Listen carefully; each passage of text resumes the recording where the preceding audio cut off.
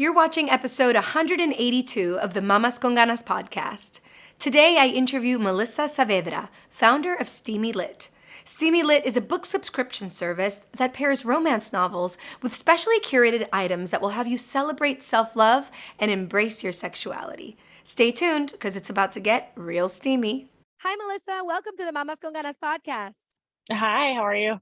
I'm so happy to have you here. You are, Melissa. I told you before the interview right now that you are the first mamacita on our podcast that's going to talk about sensuality and sexuality. This is like a very fun episode. I'm excited. Thanks. It's an honor. So, Steamy Lit. Tell everybody what Steamy Lit is about, because when I read about this, I was like, "Ooh, this is oh my goodness." Sure. Steamy Lit is my small business. We are a romance book subscription service that pairs romance books with vibrators and other self-care items. Did you hear that, Mamacita? She pairs romance novels with vibrators. This is like, oh my goodness. So how did this idea come up? Tell me, like, how all of a sudden you're like, you know what? Women need to subscribe to romance novels for themselves, paired with care items and vibrators.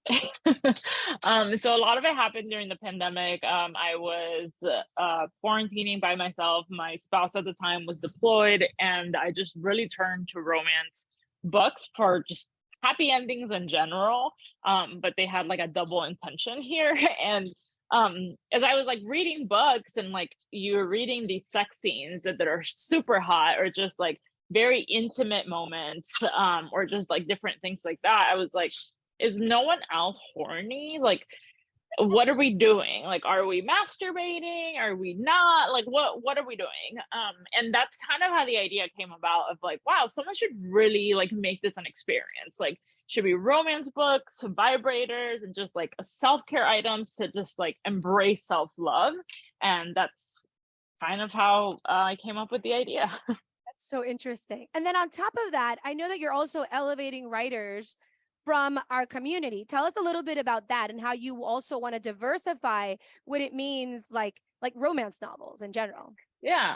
So a lot of it for me stemmed from when I was looking for romance books. It would take me a little bit longer to find other Latina authors, or just like authors writing experiences that are similar to the people around me, right? And so I really wanted to set out to create this box to be able to amplify the work of authors that are just marginalized, with marginalized identities, part of marginalized communities. That was very important for me.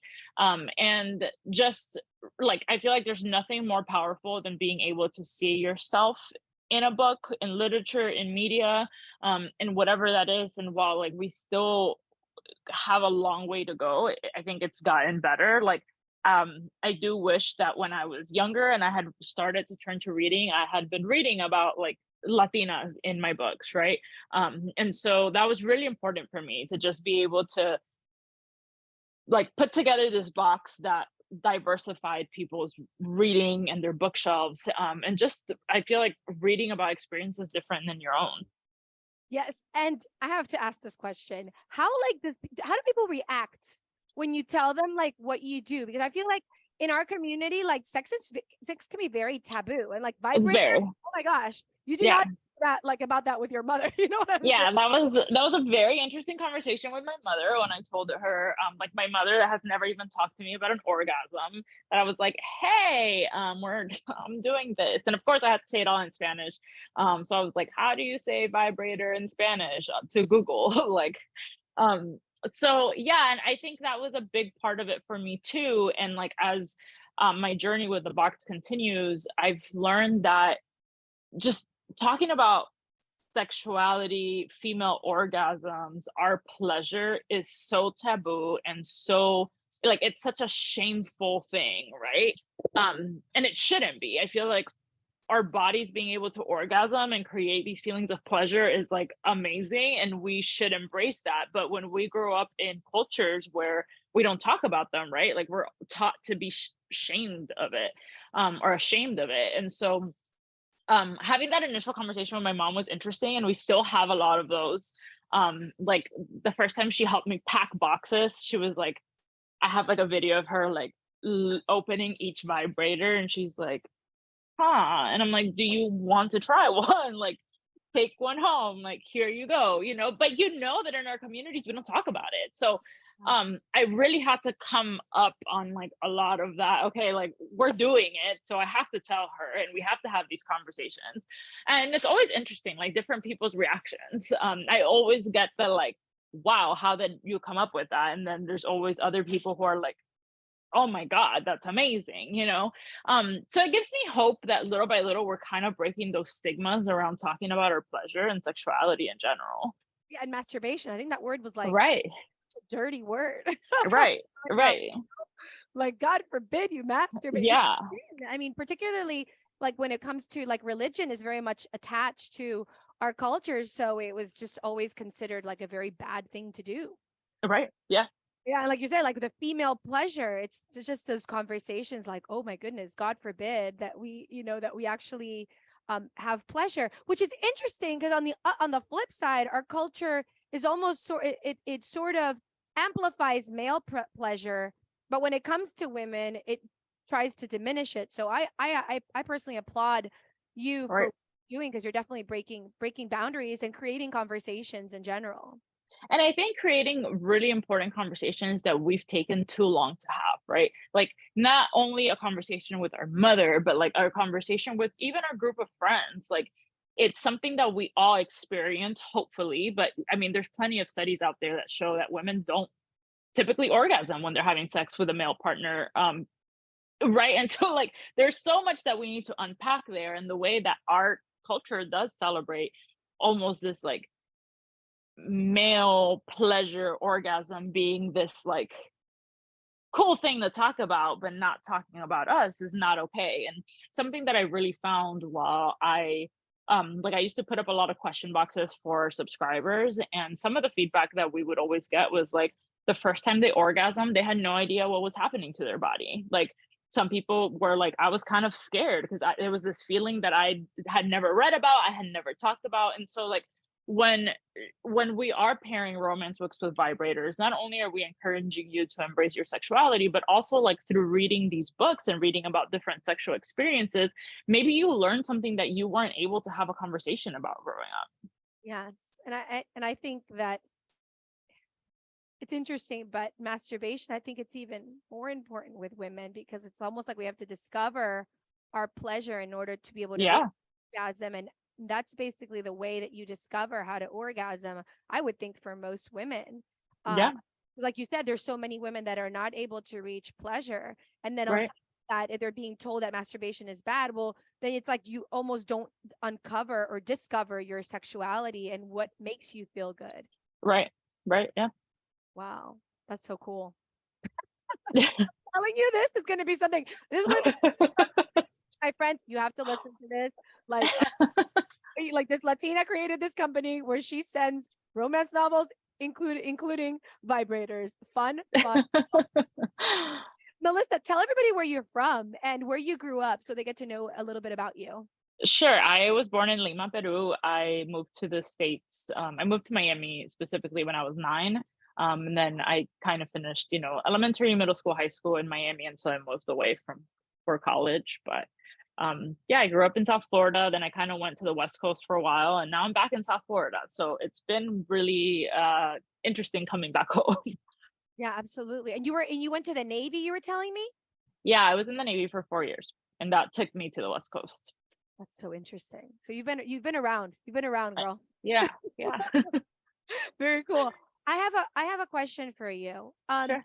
So for your subscription, going back to Steamy Lit, you were saying it's quarterly, right? Like tell the mamacitas what they can get, and also like the different types of options. Because I know that let's say they're not open yet to the whole vibrator deal. Like the different types of subscriptions that you have. Right. And I'll start this by saying that you can also buy a one-time box. So you don't have to subscribe from the beginning. Like if you just want to buy a box at a time, you absolutely can. We have that option as well. But we have three different levels. So we have the book only, we have the book only with all the self-care items, and then we have the full box that includes the three books, the self-care items, and then the vibrator. And I like to offer all three options exactly why you said that, because there's people embrace their sexuality differently and everybody's journey is different. Like you don't have to be me where like clearly I'm shouting about vibrators, right? Like however you embrace your sexuality is okay. I think as long as we are learning not to be ashamed of it, right? And so if starting out to read romance is the way for you to start embracing your sexuality, or maybe that's where it ends, that's okay. So we do offer all these different options, and then we also sell just vibrators by themselves on the website. So if you're not ready to try out the full thing, you can also just buy a vibrator if that's what you want. And I always get emails from customers before they purchase, like, do you have a vibrator that's like more silent than another one? Do you have a vibrator that does this over this? And it's something that I've really enjoyed. I'm not a sexual wellness expert. I just started this journey when I started the company. So a lot of it for me has also been like my own journey on embracing my sexuality. And I try out all the toys that go in the box. So I love to have those conversations when people ask questions. So if you want to buy a box or just a vibrator, feel free to shoot us an email and we'll get you an answer. Very cool. I have a story that came to me also when I was preparing for your episode, and I remembered that I used to have a neighbor back in Cincinnati, Ohio, where I lived. That was she was in it was she was actually in high school. She was a senior in high school, and she would drive me to school, and she was obsessed with these romance novels. Like I'd go into her room, seen like romance novels, and they have like these steamy covers, and like I remember going to her house being like in shock, like the girl that her parents read these things at the age of 17, right? Both her Yeah. parents were doctors, and she was like she was an avid reader, and she would read a lot, but that was like her favorite genre. And I just remember thinking to myself, because she was a very smart, I think she was like valedictorian, like top of her class, and and I remember thinking, man, when you gain a vocabulary, no matter, because some people think, oh, well, romance novels, and they kind of like talk down on them. But in reality, it will, just like any other book, it increases your vocabulary, it increases the way you speak. Like you learn from it. And I learned that from her, because I'm like, she's a smart cookie, and that's what she's reading.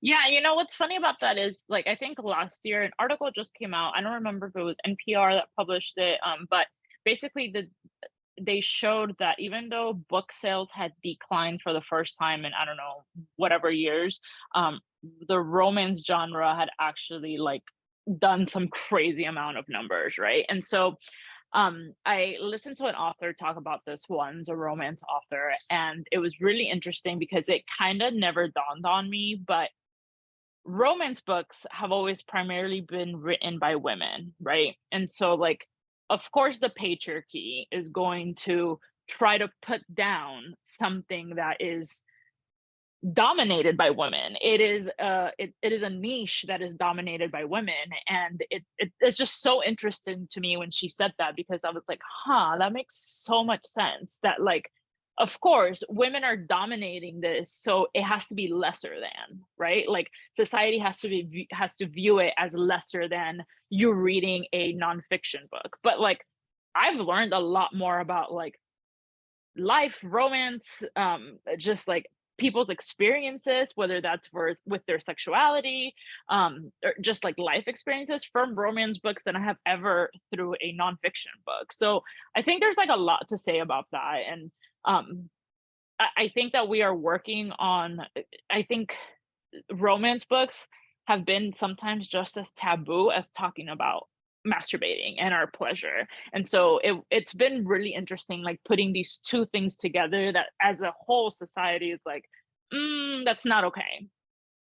And it's interesting because it really does. If you're saying that like romance novels are actually what's gone up in sales while all the other stuff is going down, it does speak for what we're needing in society too.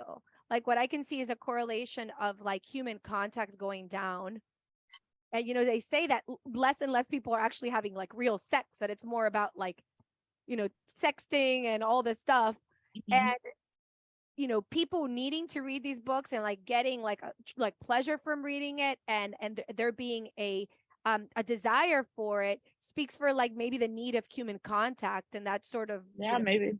yeah, I don't know. It makes me think of that. It's very interesting. You were telling me before the interview that it was a way, like reading for you is a way to sort of escape. Do you Yeah. consider it like a therapy almost? Absolutely. For me, it's like maybe too much, and maybe I actually need to unpack this with my therapist. Because I feel like reading has just been a coping mechanism for me for a really long time. Like since I was a child, moving from Peru to the United States. I mean, I think as any immigrant child who has done that move and left family and loved ones behind, there's like a trauma associated with that, right? And so like for me, my constant was always books and was always reading. So being able to escape to these other worlds where I didn't have to like focus on like the pain or whatever was coming from immigrating to a new country, I think was really important for me. And throughout my life, I've just kind of kept up with that. I recently went through like separation and divorce, and it's been kind of like a double-edged sword because I love escaping into these stories, into these books, because it gives me hope that there's a happily ever after for me somewhere. But then at the same time, when you're like reading all these happy stories and you're like not going through great things, you're like, forget this. Like I want nothing to do with your happy ending, you know? But I definitely think there's like a beautiful like escapism when you're reading a book, especially when you're able to see yourself in that literature. And I know earlier you had asked me like what was the first book you saw yourself in? And it wasn't actually a book where I saw like my Latinidad represented, but it was like my trauma and my abuse that was represented. But being able to see a woman that went through something similar in literature was just like so powerful to me. And then later on, when I read books by Latina authors that showed off like our foods and our culture and just like our Latinidad as a whole, like there's nothing more powerful, I think, than like seeing us in media. Absolutely. I think a lot of people can relate to what you said. I mean, I definitely see myself reflected too, like when you talk about like when you were going through your separation and that being like your happy place. I think it's so important when we're going through difficult moments in our lives, whether we're mourning the end of a marriage or we're mourning the death of somebody, or no matter what, difficult experience we may be going through, to have that happy place can be our like rescue and can be Yeah, the thing that keeps us from going down a really dark rabbit hole. yeah, I totally agree. I also like just I really believe in like the power of like the universe as a whole, I guess. And I had received this book for a long time and I had been putting off in reading it. And when like the weekend that we decided we were going to get separated and go with a divorce, I was like, let me finally pick up this book. And it was like the timing of the universe was so perfect because the protagonist in the book had also gone through a divorce, and she was kind of like dating again and like finding your person again, and seeing all those feelings that I had been feeling reflected back on a page, I think really kept me from like fully spiraling, right? Like my life was out of control, it was something I couldn't control, my relationship was done. And so like being able to read this book where the person was going through something so similar and then still being able to find her happily ever after was like so powerful in not only escaping but really being able to give you hope for the future. So, and reading is in different forms and shapes, right? Like if you don't like to sit down with a book, you can pick up an audiobook. But I think it's definitely something that we could take more advantage of. Absolutely. There was a book that when I went through a really painful divorce as well 14 years ago, and I also have a book that saved my life that I can literally say was, like you said, it was the universe basically giving me this gift and saying, here, read this. I'm here Yeah, to I'm here to yeah, pick you up from your misery, you know? And yeah, I remember thinking, because it was a woman author as well. And I remember thinking, like, this woman has changed my life and she doesn't even know it. Like, from the just Yeah. that she's put down on paper. And I, with the difference between a book and a movie, right? A movie can be very powerful, but you go to the movie and you're done in 3 hours, whereas the book usually takes you longer to get through. So when it becomes a therapeutic book, it's giving you a lot of hours of therapy, right? Yeah. And you might read it and then you might cry and it might help you like drain the pain that you're going through, and then you might pick it up and it might make you laugh, and so it's basically like a lot of hours in therapy, right? And you're healing on your own by yourself with those words that somebody else decided to put on paper. Yeah. And I think too with movies, right? Like the images are already given to you, right? Where like with a book, you can make your own images and your own, like, your brain processes those words, I think, differently than when a movie is just like giving you already what you're imagining, I guess. So Yes. And going back to the happily ever after, I mean, I think we need so many more happily ever after. I mean, I think that we all instinctively know when we hear a movie. I think that's why people love romance movies as well. Because when we see that, we're like, oh, love does exist. And even when we go through those heartbreaks, or we see our friends go through heartbreak, we still keep that place of hope. And I think that's what keeps love alive, is that hope yeah. that it's out there in the world, that it's possible for me, right? Yeah, for sure. And especially in this new world of like dating apps, like it really does like give you a little bit of hope that like there's still somebody out there for me. Will I find them on a dating app? I don't know. But I hadn't dated prior to like dating apps really taking off. So like now that I'm in this post like divorce world, I'm like, oh my God, do I really have to? But I think that hope is so important for making something happen. Like Yeah. Lo último que se puede perder, como dicen, la esperanza. We can never lose hope. If we lose hope, we're screwed. So I think it's even more powerful when you're going through heartbreak to look at movies and to read books that remind you that there is something that's waiting for you better out there. Absolutely. Yeah, sure. Melissa, tell everybody where they can, buy their books, subscribe, get the vibrators, a whole. Yeah, our website is steamylit.com, and then you can also find us on Instagram or TikTok at Steamy Lit or the Steambox. So wonderful. Okay, Mamacita. Also, if you want to leave comments and you want to find the links to Melissa's website, you can go to mamasconganaspodcast.com/182, mamasconganaspodcast.com/182. Leave us your comments. This is a really steamy episode. And so I know we're going to have some mamacitas wanting to comment and giving their input and asking questions. So go there and let us know. Thank you, Melissa, again, for being with us today. Of course. Thank you for having me. Okay. And stay steamy, mamacita. Ciao. Hey, it's Valentina Azara. I hope you enjoyed this podcast episode. Thank you so much for liking, sharing, and subscribing to our motivational channel. If you have any questions or comments, visit our website at mamasconganaspodcast.com or follow me on social media at mamasconganas. And remember, don't be a mama con drama. Let's be mamas con ganas.